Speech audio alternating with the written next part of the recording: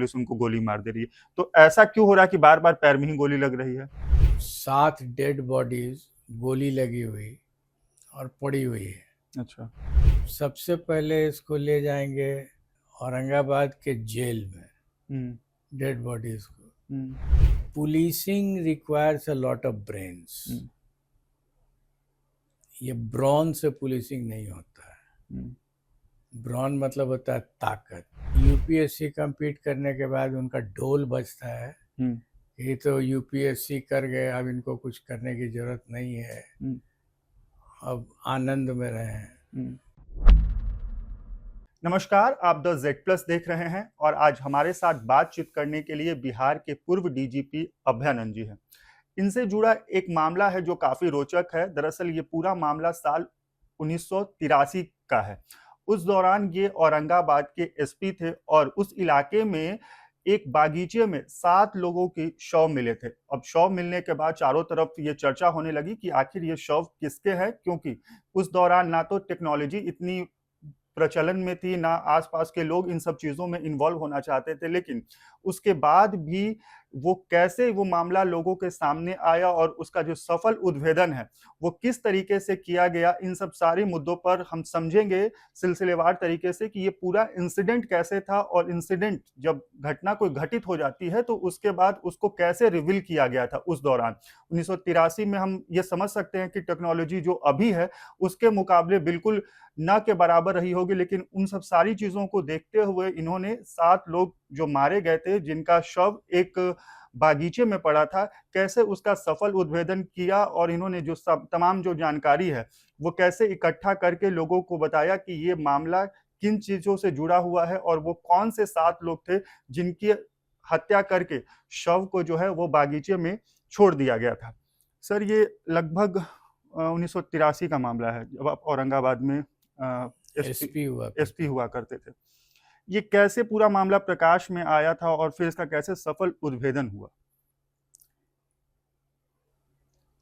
मुझे अब स्मरण हो रहा है, हुँ, बहुत पुरानी बात हो गई है, लेकिन स्मरण हो रहा है कि सुबह सुबह वायरलेस सेट पर एक मैसेज आया, अच्छा, जिसको डिस्ट्रिक्ट का फर्स्ट कॉल कहते थे उस समय, अच्छा। कि ओबरा थाने में हुँ, एक बगीचा है, उस बगीचा में 7 डेड बॉडीज गोली लगी हुई और पड़ी हुई है। अच्छा। धीरे धीरे सुबह में उठ करके गांव में लोग मैदान जाते हैं, घूमने-टहलने के लिए निकले होंगे। घूमने टहलने निकले, तो उनको दिख पड़ा, तो सनसनी की तरह आवाज़ फैली हुँ, कि 7 डेड बॉडीज है। हुँ, तो वो मैसेज ओबरा थाने के फर्स्ट कॉल में वीएचएफ सेट पर अच्छा। सूचना मिली मुझे। हुँ, हुँ, मैं भी सुबह उठा था तो रश किया वहाँ। हुँ, ओबरा मुझे याद पड़ता है औरंगाबाद से करीब 15-20 किलोमीटर किलोमीटर है। हाँ, मैं जब वहाँ पहुँचा तब तक काफ़ी भीड़ लग गई थी। 7 डेड बॉडीज बहुत ज़्यादा हो जाता है। बिल्कुल। नरसंहार में नरसंहार में इस उसकी तरह गिनती का हो होता सकती है। है, बिल्कुल। तो मैं अपने फोर्स के साथ खड़ा था, हुँ, मैंने उन लोगों को छुआ नहीं, जो बॉडीज़ थी। बॉडीज थी। हुँ, मैं वेट कर रहा, भीड़ बढ़ती चली जा रही थी, हुँ, दूर दूर से लोग चले आ रहे थे। कौतूहल था कि क्या है क्या हो यहाँ। गया? हुँ, कुछ देर के बाद मैं थोड़ा हताश होने लगा था। हुँ, अब लगता है पता नहीं चलेगा, क्योंकि इतनी संख्या में लोग आ गए थे हुँ, कि अगर कोई नज़दीक का आदमी रहता तो पहचान आ जाता कि ये पर्टिकुलर व्यक्ति है जिसका डेड बॉडी है। और इतने लोग आने के बाद ये भी तो होता है कि एविडेंस भी बहुत सारे मिट जाते हैं, जो कुछ वैसे रहते हैं।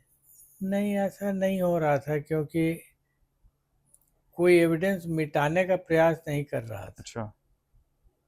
जो लोग आ रहे थे वो कौतूहलवश देखना चाह रहे थे कि क्या हुआ हुआ है? क्या है, हम्म, कौन लोग हैं ये, हम्म। क्योंकि वो इतना तय था कि वो लोकल कोई नहीं था। नहीं था, वो 15-20 किलोमीटर के अंदर के रेडियस में तो नहीं था वो क्योंकि आदमी। उस रेडियस के लोग पहुंच चुके थे वहां। पहुंच चुके थे, लोग पहचान नहीं पा रहे थे। हम्म,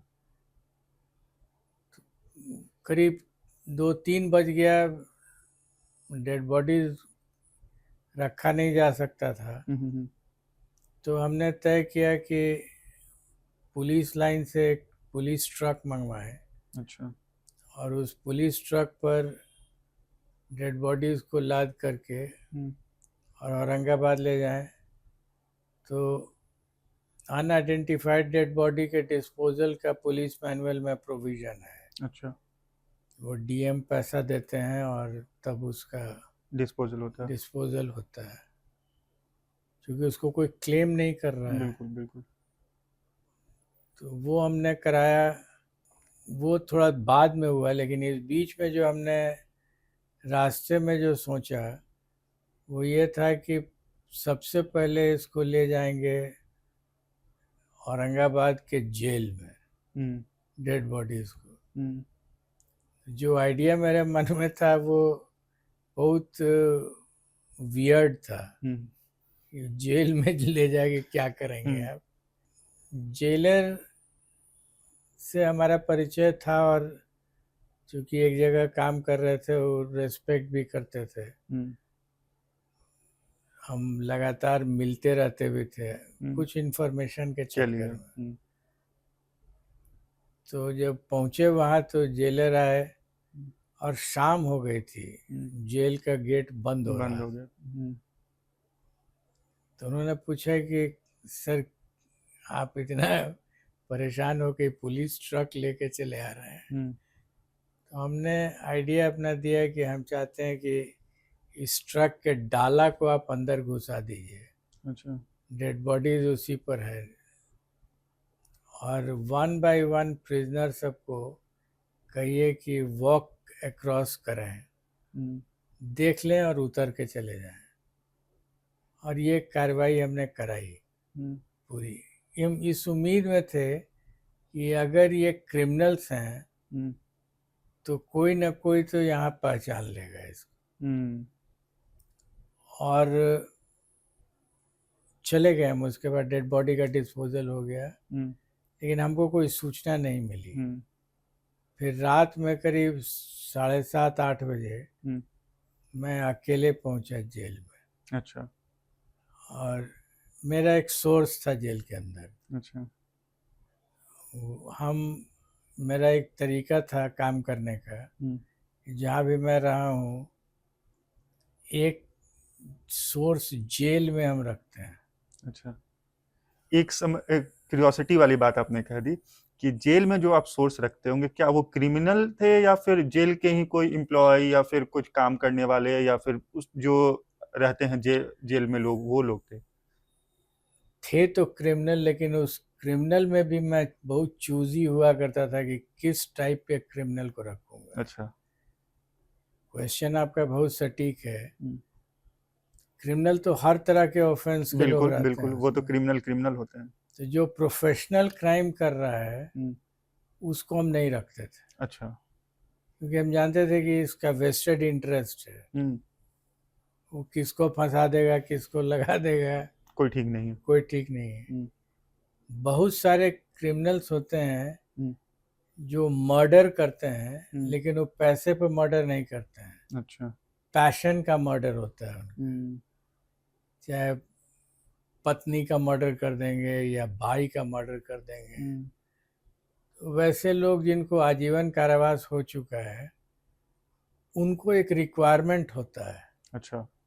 वो रिक्वायरमेंट है कि हम तो जेल में अब आ गए, अब तो आजीवन रह गए। आजीवन रहना। मेरे परिवार को जरूरत है बाहर में, अच्छा। उसका जिम्मा हम लेते थे। अच्छा। कि उसका एक काम हम करेंगे, उसके परिवार का, उसके बच्चों का देखभाल, भरण पोषण।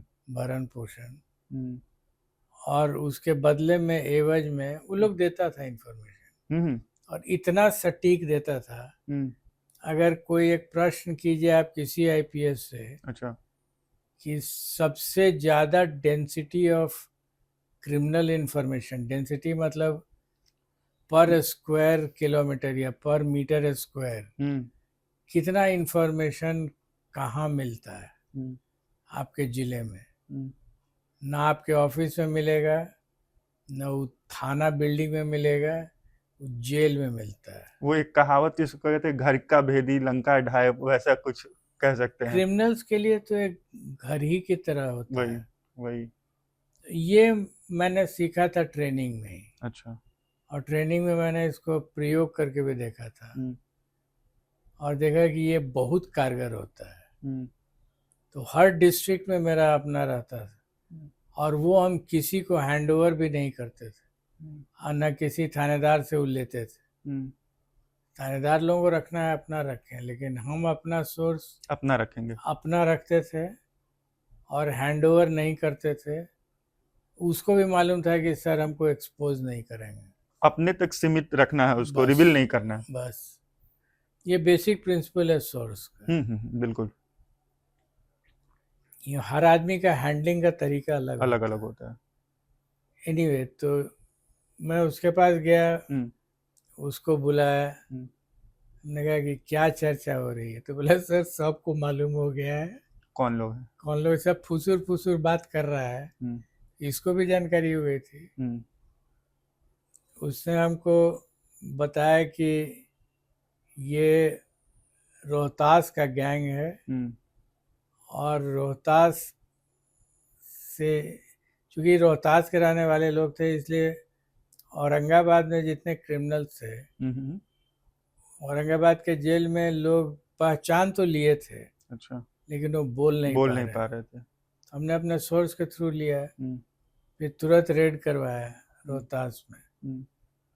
और वही केस नहीं, वो एक्चुअली क्राइम करके एक रोड होल्ड अप करके ये लोग बैठा था बगीचा में, और बगीचा में रात में अपना बूटी डिस्ट्रीब्यूट कर रहा था। अच्छा। उसी में कौन ये लेगा कौन वो लेगा, इसमें झंझट हो गया।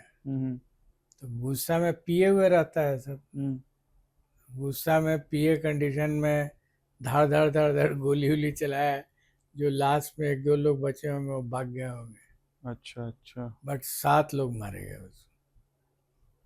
एनीवे, तो बहुत सारा केसेस डिटेक्ट हुआ इस गैंग ने जो किया था। एक सवाल इसी से है कि आज के जो बिहार की हम बात करें, जो मौजूदा जो स्थिति है, इसमें एविडेंस में मिल जा रहे हैं, गवाही भी हो जा रही है, लेकिन जो अभियुक्त हैं, या हम कह सकते हैं कि जो उस केस में जिनकी संलिप्तता है, उनको पुलिस नहीं पकड़ पा रही है। और अगर पकड़ भी ले रही है तो उनके आसपास के लोगों को कभी पैर में गोली लग जा रही है। ये तो कॉमन हो गया बिहार में, कुछ भी करो तो अगले दिन कोई अपराधी पकड़ाता है तो उसको पैर में गोली लग जाती है। लेकिन जो एक न्याय होता है वो ना तो पीड़ित को मिल पा रहा है, और ना जो पकड़े जा रहे हैं उनको हो रहा है, गोली बस लग जा रही है। देखिए, आपको एक छोटे से वाक्य में बताते हैं। Policing requires a lot of brains. ये ब्रॉन से पुलिसिंग नहीं होता है। ब्रॉन मतलब होता है ताकत। तो आप चाहिए, police is not a force, huge amount of brains involve. वो जिग्सॉ पजल की तरह होता है। आप रूम में घुसे और एक क्राइम का सीन मिल गया आपको, तो अनेक तरह की प्रतिक्रिया हो सकती है। कोई कवि है, उसको उस घटनास्थल को देख के गीत लिख दे सकता है। जो एक रिलेटिव है वो अपना छाती पीट सकता है। लेकिन जो आईपीएस ऑफिसर जाएगा देखने के लिए, वो अपनी बुद्धि लगाएगा कि ये खून यहीं क्यों गिरा है, यहाँ पर क्या हुआ होगा। हमको याद है, एक पोस्टमार्टम करने वाले डॉक्टर से भेंट हुई थी। वो मध्य प्रदेश के थे। सीबीआई में मैं था तो किसी जगह मुलाकात हो गई। उसने इतना पोस्टमार्टम किया था, उसने हमको एक सेंटेंस कहा कि sir, show me a place of occurrence, murder का,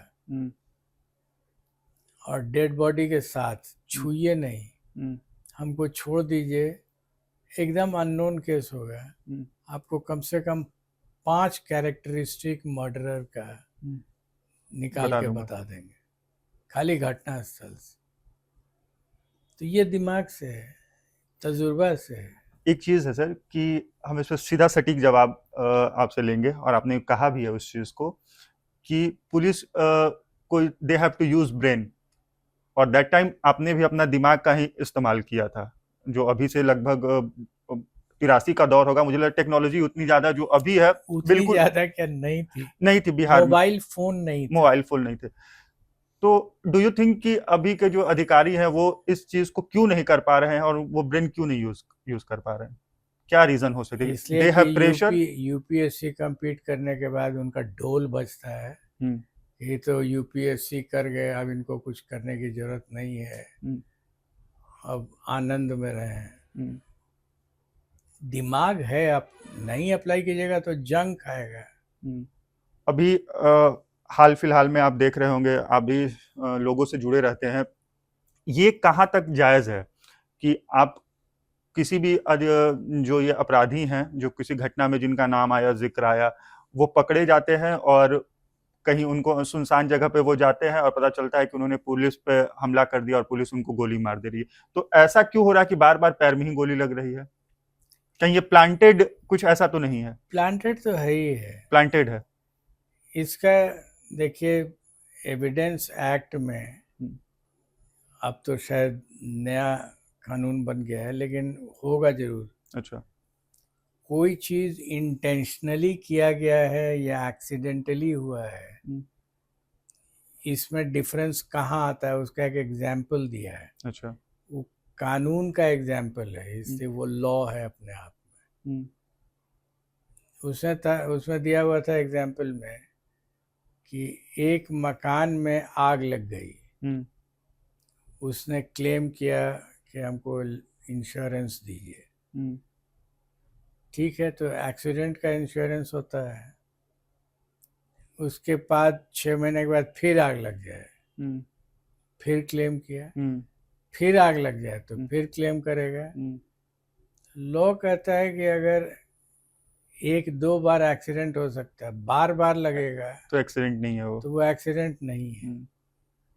और ये एग्जाम्पल एविडेंस एक्ट का एग्जाम्पल है, और यही अप्लाई करेगा यहाँ पे। तो सर इसमें एक चीज है कि जो अपराधी जिनके पैर में गोली लगी या कहीं XYZ कहीं पे गोली लगी, तो उनका भी तो अपना कुछ राइट होता होगा जब कोर्ट में पेशी होती होगी, या फिर ह्यूमन राइट में कुछ इस तरह की चीजें होती हैं कि जहां पर वो जा करके अपील करे, अपनी बातों को रखे कि हाँ मेरे साथ क्या हुआ नहीं हुआ।